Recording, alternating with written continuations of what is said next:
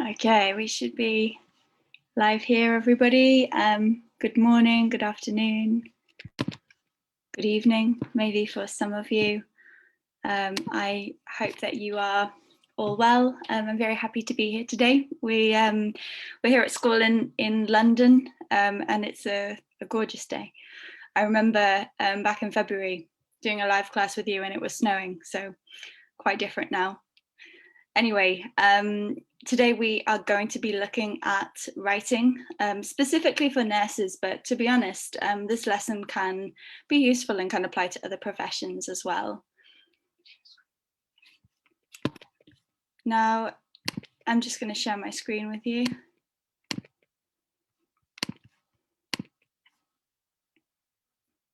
Okay, so in this lesson today, we are going to be specifically looking at a discharge letter. And for nurses, we're going to be thinking particularly about how that actually works in terms of discharge letters and referral letters, because for nurses, it's almost easier in a way than for some other professions. So we're going to talk about that a little bit as well. We do have my colleague working answering your comments, so please do comment saying hello, where you're from, anything like that, and any questions that you have throughout the lesson, please just ask and someone will be there to answer you. So you probably know from taking lessons or from looking at these Facebook videos in the past that there are three main stages really to the writing of the OET. So we start with select. This is all about when you've got your pages of case notes, selecting what is relevant, semi-relevant, and irrelevant. And then you need to organize these. So from what you've chosen as relevant, you need to be putting that into paragraphs and deciding, okay, well, where is that going to go? There might be something right at the beginning and right at the end, but they're actually related. So you might decide to organize them by putting them together into one paragraph. And finally, we've got transform. And this is basically just taking the case notes and rewriting them in a way so that the meaning doesn't change, but that the way you have written the notes is now in a sentence form, hopefully with some nice complex sentences. We're going to have a look at those today as well. So that's all about the transforming. So select, organize, transform. So the first thing to do when you have your letter is just like have a look at it and think, okay, is this a referral, a discharge, or a transfer letter? Now, for nurses, the most common letter is a referral or a discharge, but you might get a transfer as well. And that's literally just the patient is being moved or transferred from one place to another. Now, with referral or discharge, they can be very similar and sometimes they can be actually the same. And the example that we're going to look at today is really going to kind of change your perspective possibly on what the difference between a referral and a discharge letter is.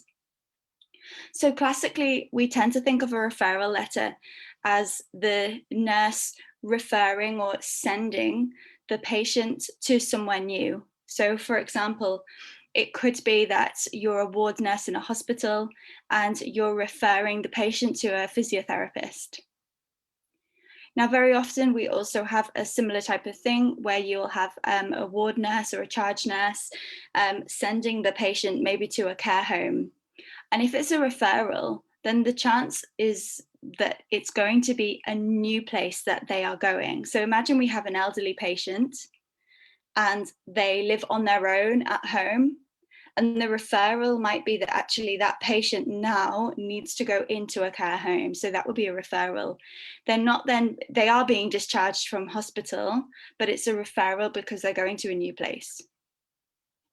Now with a discharge letter, it's more likely that you will work in a hospital and that the patient is being discharged back to their original home or possibly discharged to their care home, but that they already lived in the care home.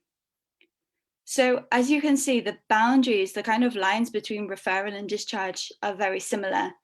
And we're really going to be looking at that in the case notes that we look at today. So the second thing that you need to do when you've got your case notes in the exam is think about the purpose.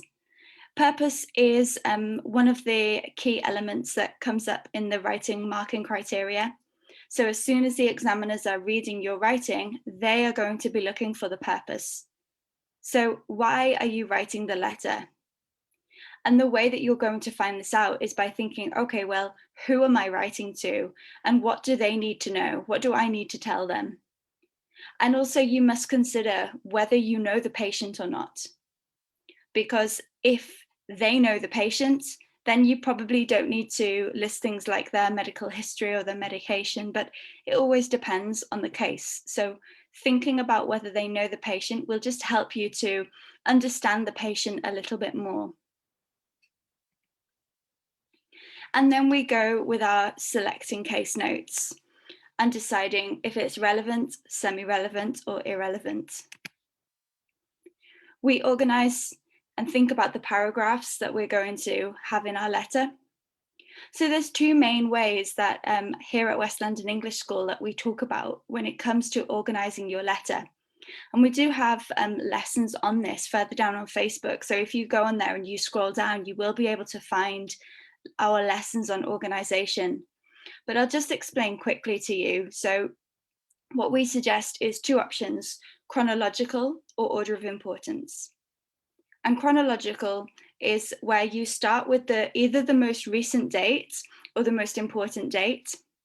And then the rest of it you go through with, for example, the first visit, then the second visit, then maybe the third and fourth visit.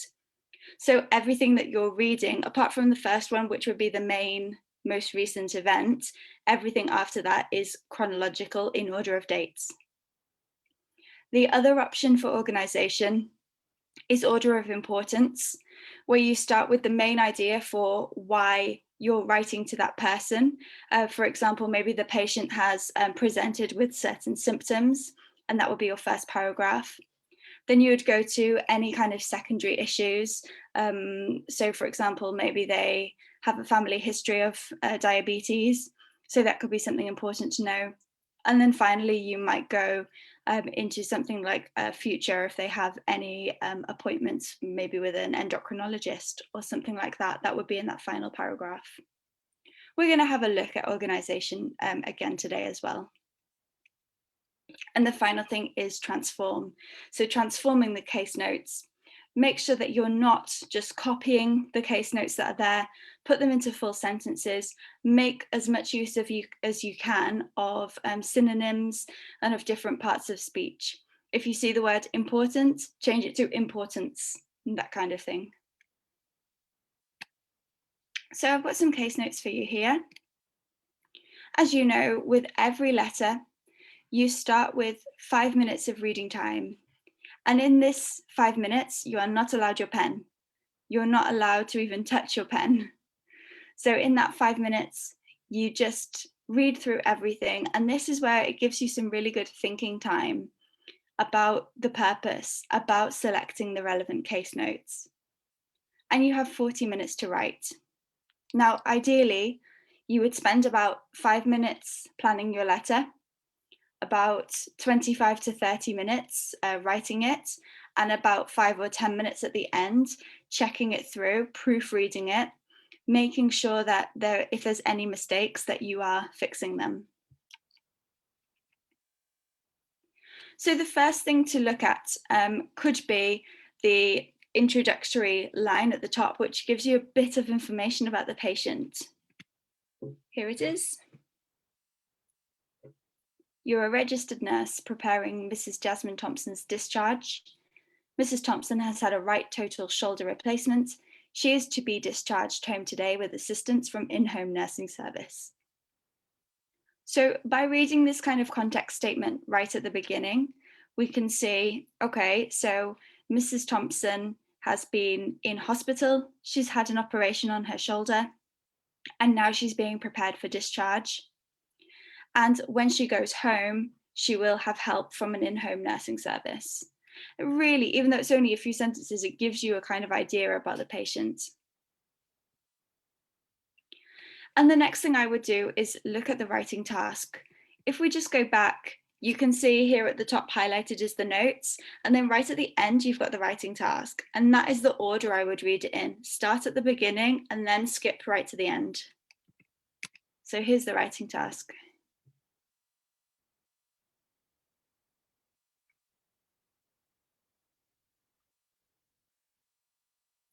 So using the information given in the case notes, write a letter of referral to Miss Roberts, a home nurse, informing her of the patient's situation and requesting appropriate care.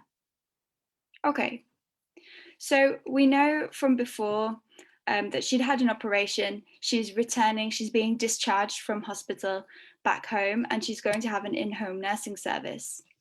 And now we can see here that this is write a letter of referral to Miss Roberts, a home nurse.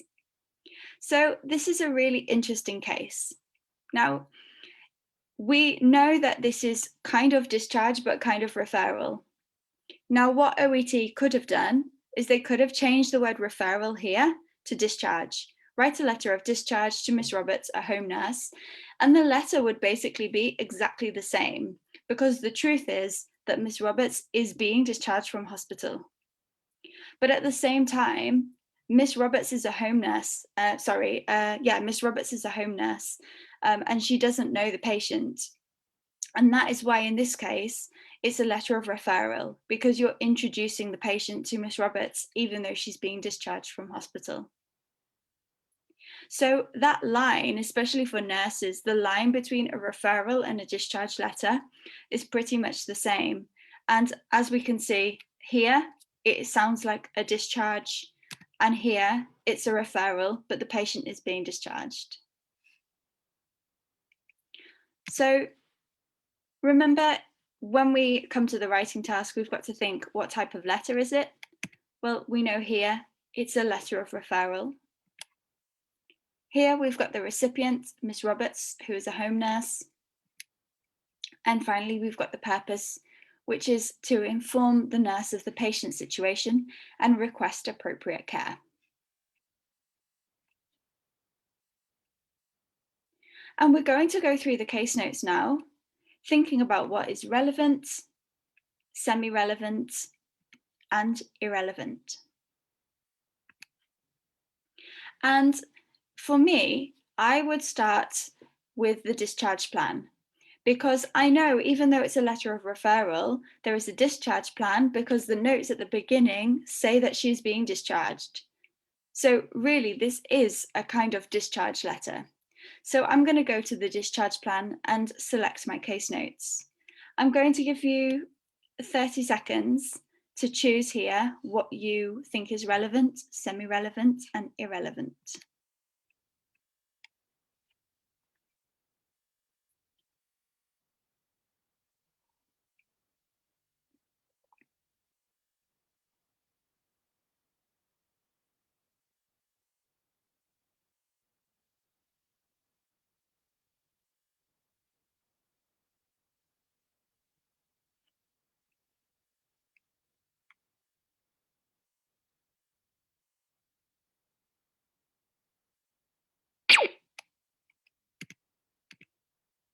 Okay, so within the discharge plan, the education is important, and that includes that the patient needs to wear their sling, no lifting, and the future appointments of the physiotherapy and the hydrotherapy. Okay, 10 days post-op, they've got an appointment at the orthopedic joint replacement outpatient department to remove the staples, so that's important as well. And we've got the joint replacement nurse specialist who can be contacted. That needs to be included because this nurse is going to be at home looking after the patient. And then here as well, the assistance with showering and the administration of the medication. So actually all of the discharge plan here is relevant.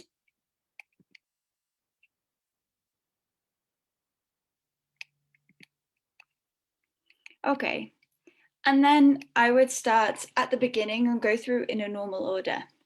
So let's have a look at this.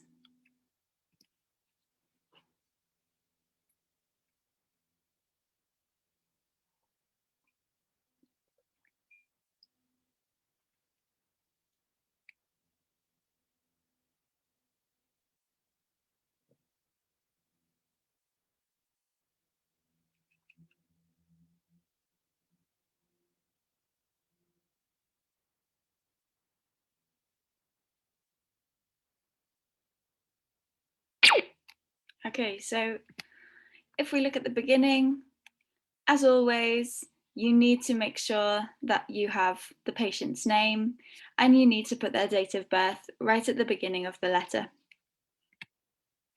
And if we look at this section, it doesn't matter, it's not relevant, the type of house that she lives in. And the fact that she has cleaning services once a month, the nurse doesn't need to know this. Here with the widow, she's a widow, she has a daughter and a son. Again, it doesn't matter. The nurse doesn't need to know this. But the daughter is going to stay with the patient for a month. So this is important just because the nurse is going to be going in. So if the daughter is there all the time, then the nurse needs to be aware of this. As well, because the patient is age 75, it might be that the nurse wants to discuss the patient's condition with the daughter. Okay, I'll give you 30 seconds to have a look through this as well.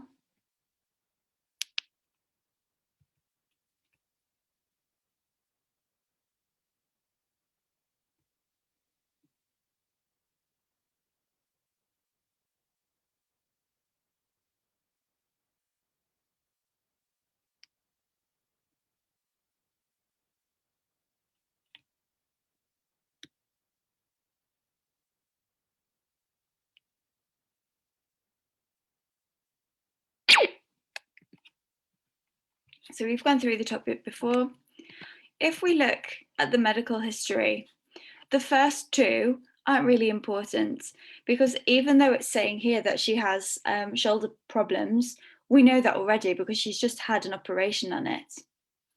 It could be important that she struggled with carrying out ADLs prior to the surgery, just because that's something that the nurse will need to help her with now. But it might be interesting for them to know that she already struggled with this because of her shoulder pain. And here the medications aren't important. There are no problems with the medication with this patient, so the patient should be able to take it normally. It's not something really key that the nurse needs to know, especially as they aren't related to the surgery that she's had. The Voltaren is going to be stopped 14 days after before the operation, so that doesn't matter. And then the Panadin is just a normal painkiller, so it's not important that that's mentioned. But of course, the nurse does need to know what problem the patient had. So it's, of course, you need to put in the diagnosis of right shoulder osteoarthritis. Now, if we move to the next part of the case notes, again, what do you think is relevant?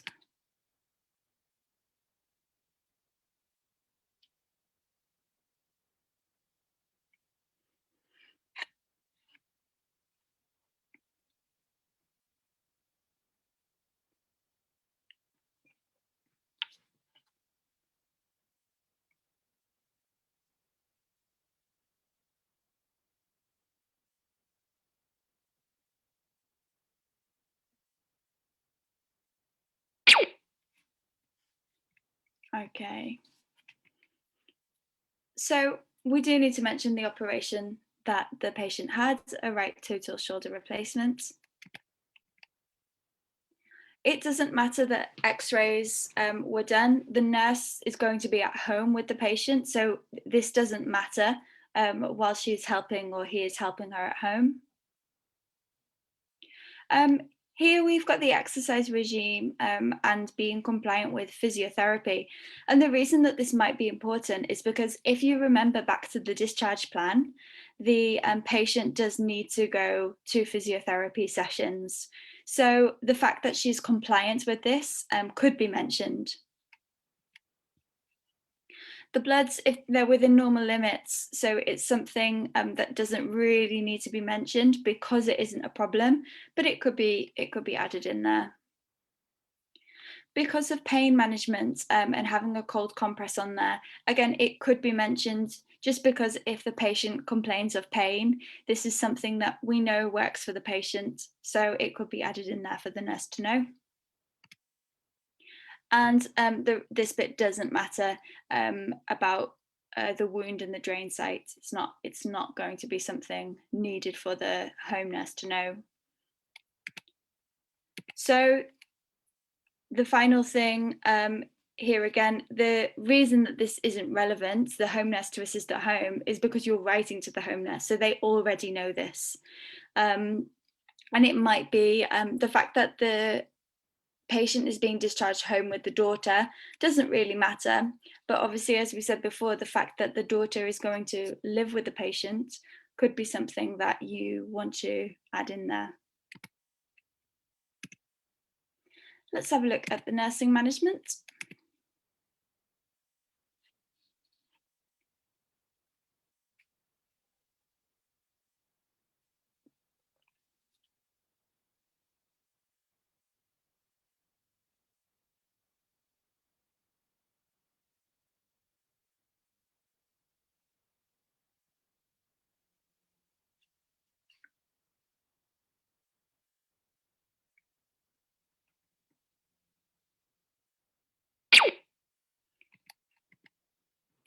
Okay, so this is everything that took place at the hospital with the nurse, which is you who's writing to the other nurse. So the observations at the hospital were fine. This doesn't really need mentioning. The same here with the neurovascular observations. So really, all of this isn't relevant. The only thing that is the ADL assistance, because this is something that the nurse is going to be helping with at home. But the rest of it, you might just put in a sentence saying that her stay in hospital was uncomplicated. It's much better putting in a short, kind of concise sentence in like that. Her stay in hospital was uncomplicated, rather than saying, observations, oral analgesia, because it's not needed and it just wastes space in your letter. You don't have a lot of words. And finally, let's look at the physiotherapy management. You've got 30 seconds again.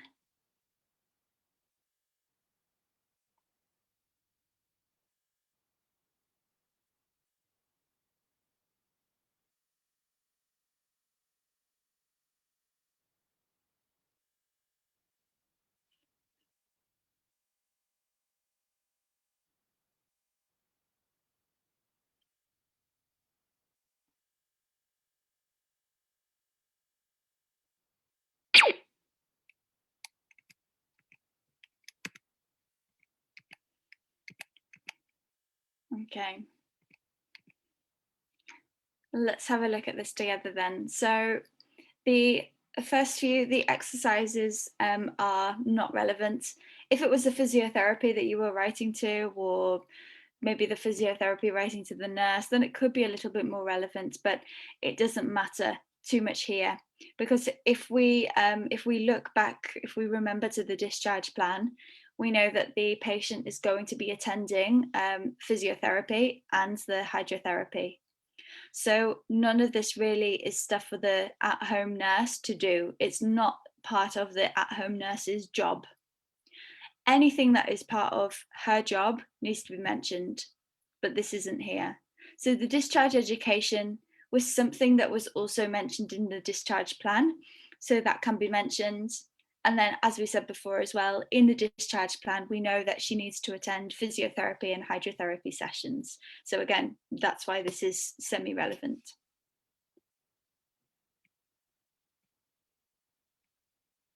So let's finally just have one more reminder of the discharge plan. So we know that the patient has been educated on what they need to do, and it's important for the nurse to remember this, so that at home the nurse can help the patient. So the patient must have their arm kept in a sling with no lifting, and as we know, they have to attend the physiotherapy and hydrotherapy outpatients. They will need the staples removed. So this is something that the nurse will help with, maybe speaking with the daughter about taking her there.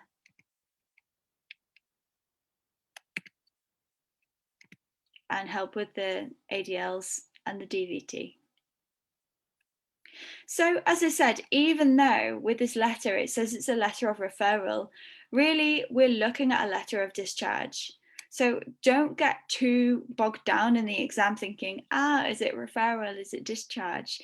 Because you can see that there are so many kind of overlaps with it. It's as long as you're choosing the right case notes for the purpose of the letter, who you're writing to and why you're writing to them. Don't worry, don't panic about whether it's a discharge or a referral letter.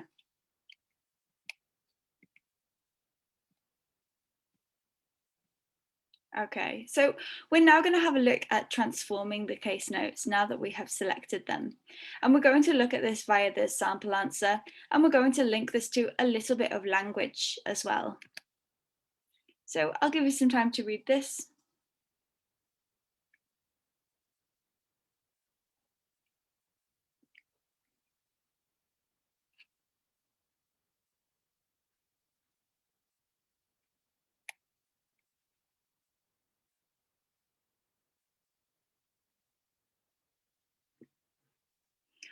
Okay, so here we can see the purpose of the letter, that the type of letter is being explained to who you're writing to. So here we know Mrs. Thompson, who is being discharged today.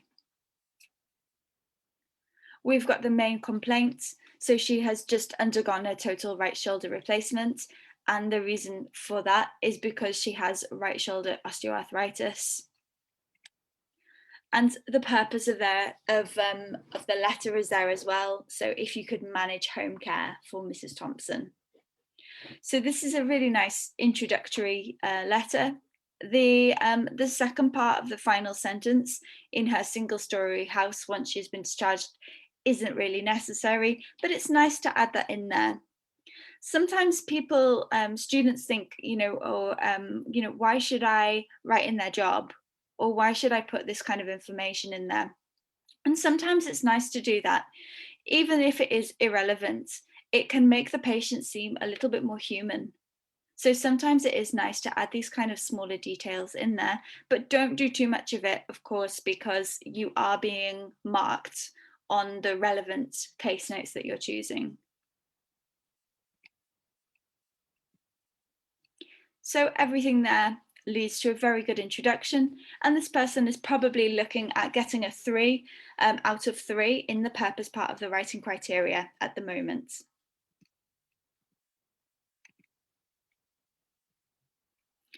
So if we look at the language here, I would be most grateful if you could manage home care. Now, this is formal, it's very polite. This helps you in the writing criteria part, which is called genre and style. And this is a conditional, it's a second conditional with I would be most grateful if you could manage. And what we can see here is that with that if, after if we've got a past simple verb, in this case, a modal, so can is changed to could. So if you're using this structure, I would be most grateful if you could. Make sure that you keep that as a fixed phrase. Don't change the could to a can because grammatically it doesn't work. We've then got a relative clause, and that means that everything is being linked together. Rather than having two separate sentences of grateful if you could manage, and then is being discharged, we've linked them. And this shows a bit more complexity in your language. Is being discharged is a present continuous passive. Passives always give you high marks in the exam. So here you've got the verb be in the is, you've got the ing verb showing the continuous, and then you've got discharged, which is in the past participle. And that is how we form the present continuous passive. If you want more information on the passives or any language for writing really, you can go over to our YouTube channel. If you just type in West London English School, you'll see our channel there. And also on Facebook Live, again on the OET page, we have language for writing lessons, which has got a lot of really complex language to really get you those marks in the language part of the criteria. And finally, we can see a present participle here. So after a right total shoulder replacement, following admission to the hospital. And this basically means after she was admitted. But instead of saying that she was admitted, by just changing it to a following, it's automatically made the language more concise, and it's got a high level of language, which is going to give you good marks, which is what you need. Let's have a look at the next bit. I'll give you some time to read it.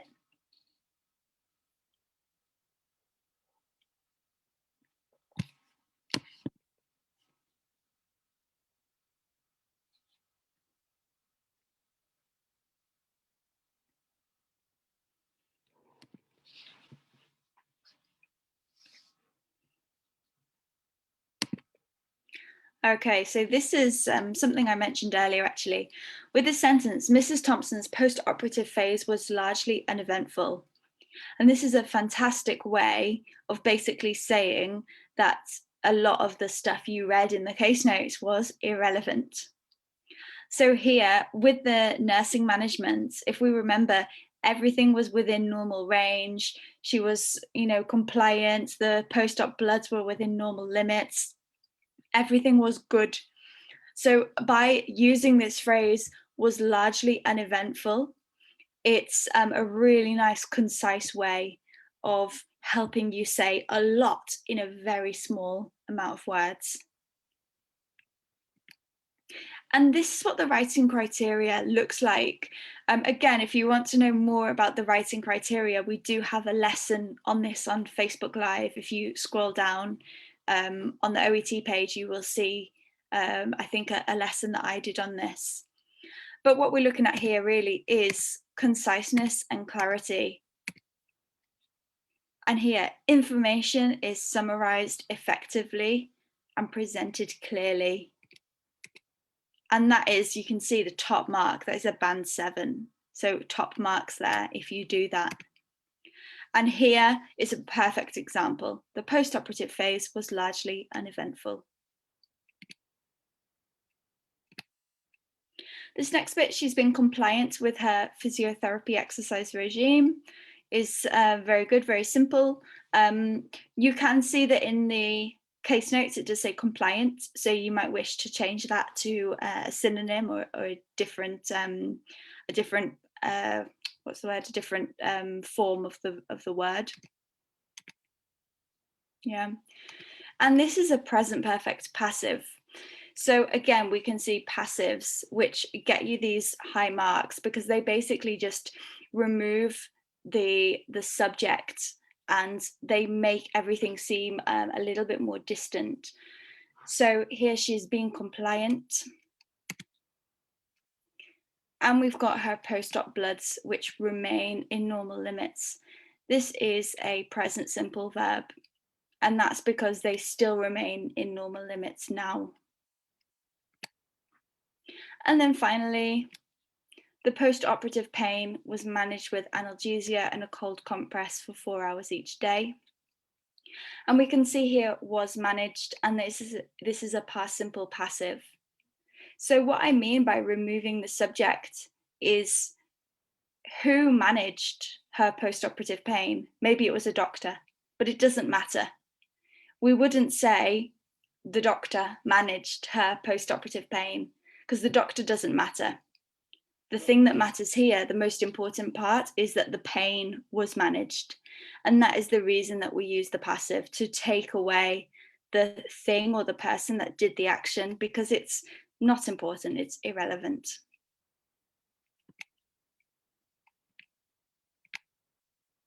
So if we just break this down, we have got she, which is our subject, has been compliant.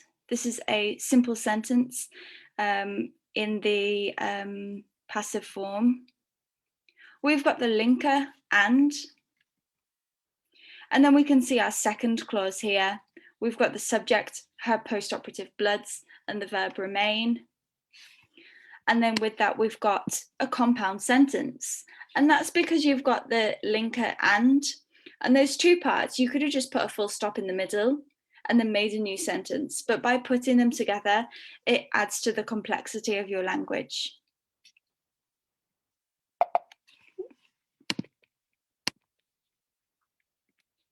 Let's have a look at a different one. So post-operative pain is our subject, was managed is our verb again in the passive. Oh yeah, that's it. Yeah, so post-operative pain was managed, and then it just says what it is. So what we've got here is our first sentence is showing two clauses in the sentence, and our second one is just showing one clause with a subject and a verb. So if we go back to our next part of the letter, I'll give you some time to read this.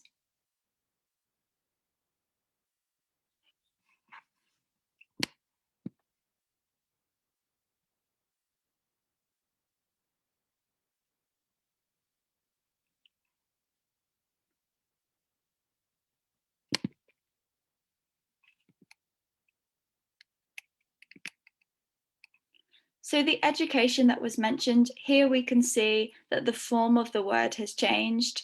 So instead of the noun education, which is in the case notes, we've now got the verb in the passive, was educated. Again, it's in the passive because we don't know who educated the patient, but it doesn't matter. And we've then got that the right arm's in a sling for 4 weeks, which we can see has been written here, and that the physiotherapy and hydrotherapy will take place. And what is great about this is that instead of doing the ×2 per week, which is in note form, they've translated it really into a full sentence. And this again is going to give you marks in the exam for conciseness and clarity, because they do not want you to be putting in note forms. And it's also gives you marks in genre and style. So by not copying the smaller notes and the abbreviations, it gets you higher marks. And then we can see the strictly no lifting.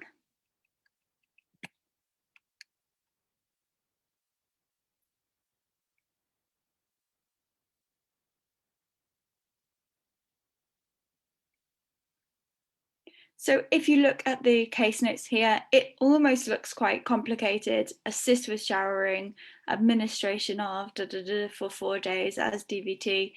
And what they've done in the sample letter here is turn it into a really easy sentence to understand. We've got a future infinitive, will require assistance, and which is to be administered. Again, let's have a look at this language. So we've got Mrs. Thompson, who is our subject. Will require is our verb. Which, again, a relative pronoun, which links the sentences together, making them more complex.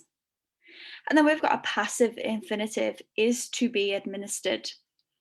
And using these passive infinitives is really good for basically asking in a formal way for something to be done in the future. So if you say is to be administered, it basically means it needs administering. So it needs to happen in the future. So you can say is to be taken, is to be given, anything like this by adding in the to be, and it really increases that formality. Okay, I'll just give you some time to read through this next section.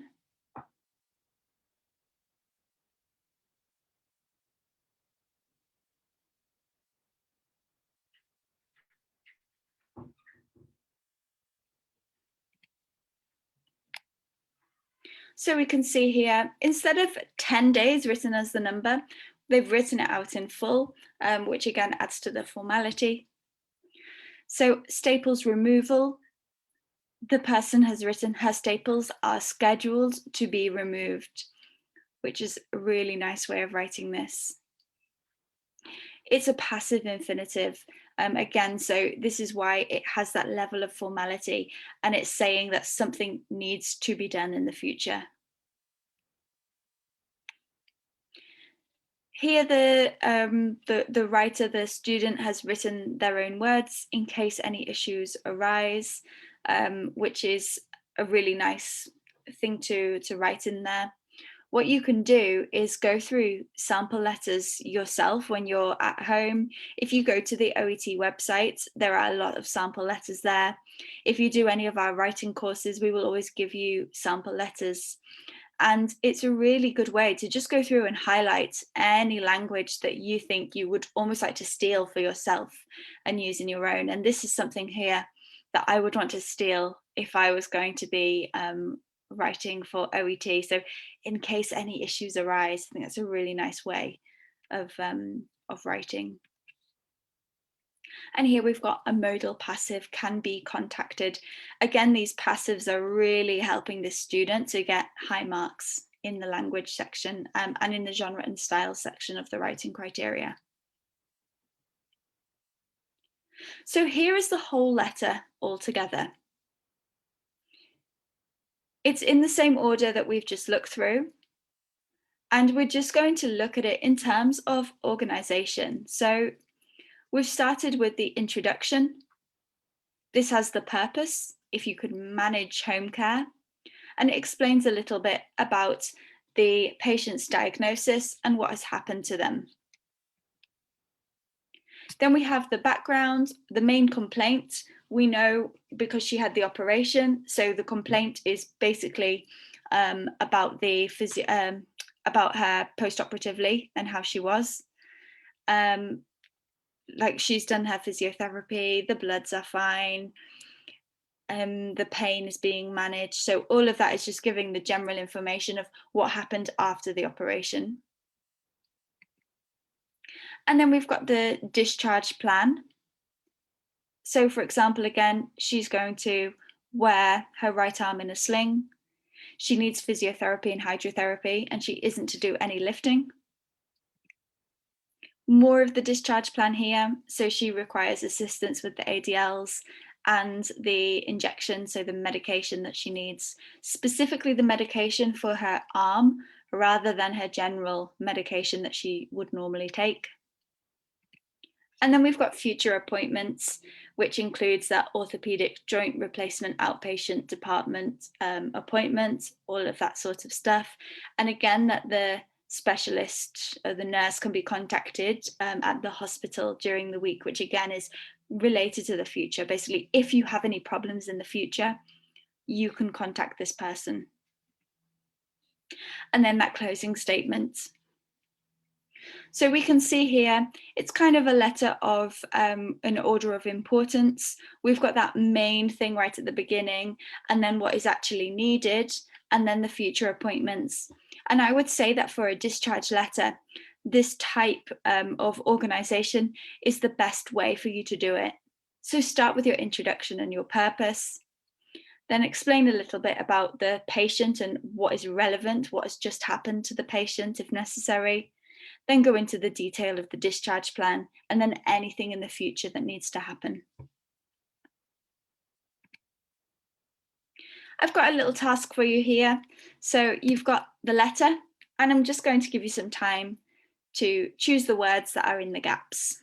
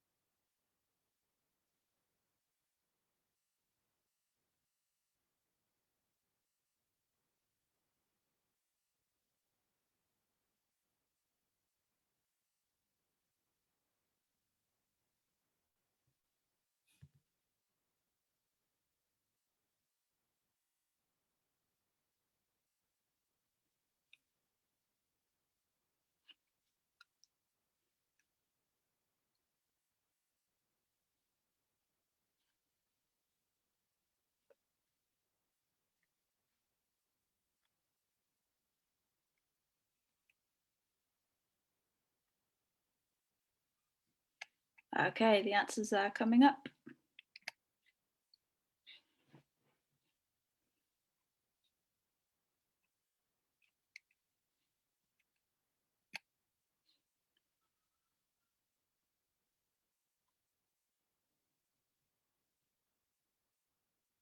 And what we can see here with quite a lot of the gaps are some really great collocations. Collocations are words that basically go together because they sound good. So if we go back, if we look at if we start at the bottom, we can see are scheduled to be removed. We've got educated in post-operative care. So post-operative care together is an adjective noun collocation. And again, by going through sample letters, you can highlight any language that you think sounds good together and then try and use it, practice using it yourself, so that when it comes to the exam, you can try and use these in your own writing.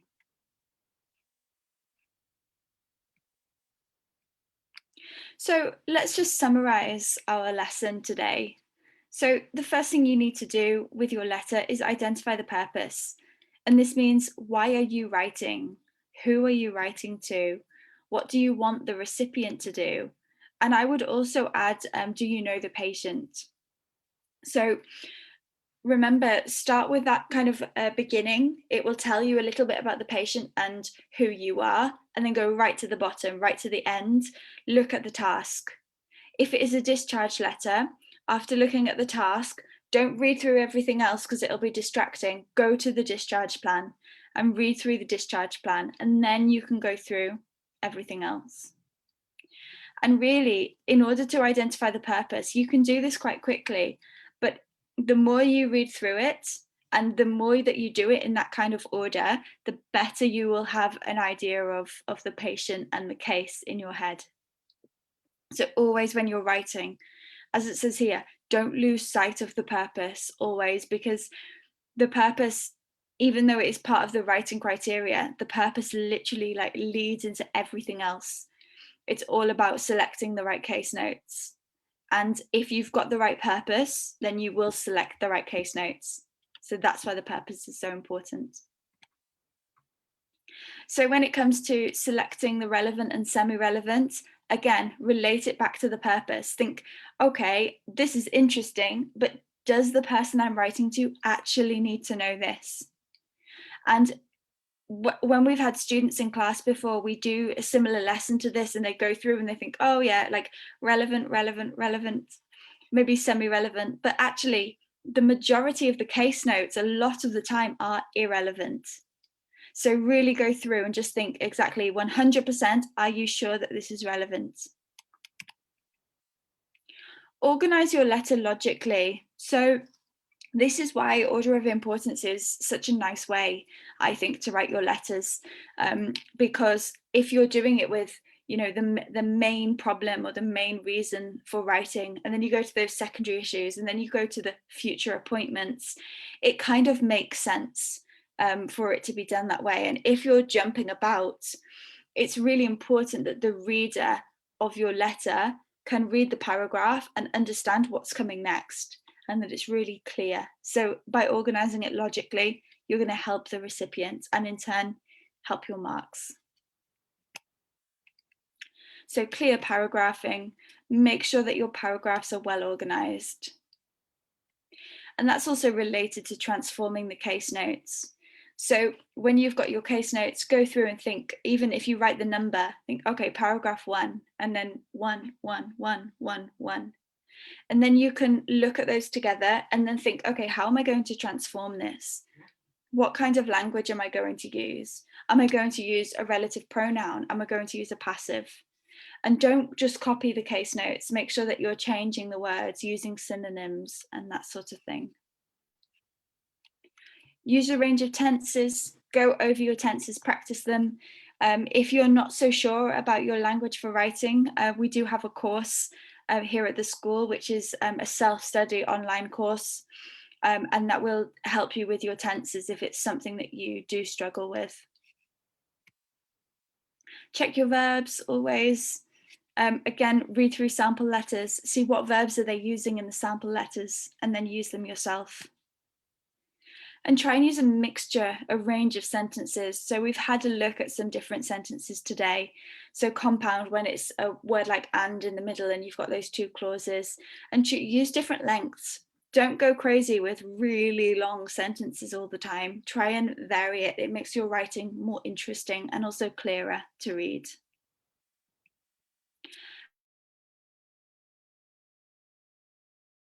Punctuation and your grammar. Now, if you are working with a teacher or working on, if you're taking a course or anything like that, you will know what your mistakes are. A lot of people, for example, have trouble with articles, which is a, an, and the. If you know that that is a problem for you, when you have your letter at the end, go through everything and check, okay, where is the a, where is the, like, is it right or not? Try and remember what your teacher told you. And that will hopefully help you. But it's important that you identify your own problems within your writing. And if you're not sure about that, talk to us, talk to someone from OET, or talk to Harmy, or talk to me, and we'll be able to help you identify the problems that you have with your writing. So that's everything from me today, really. I'm just going to tell you a little bit about our courses. So we have a self-study writing course, which involves video lessons. They go into much more detail than I have today about selecting, organizing, transforming. It looks at the writing criteria, and there's a lot of language and grammar included in there as well, which will help you. And even better, with this writing course, you get 5 letters. You won't have seen these case notes before. We will send you the case notes, you write your letter, send it to us, and it's normally going to be Harmy or I that mark your writing for you and send it back to you. We also just have a writing correction service. So this is something, if you don't actually want the lessons for writing, if you just want someone to be marking your writing, we can do that for you. And again, it will be one of our OET team here at the school that will do that. We have speaking practice as well. This is actual online practice with a tutor. So as it is now, I'm using Zoom for this. So you'll be there, I'll be there. We'll be speaking together to practice. And there's some video lessons there as well, just to help you get the top marks for speaking. We have a similar reading package with video lessons and 6 practice tests.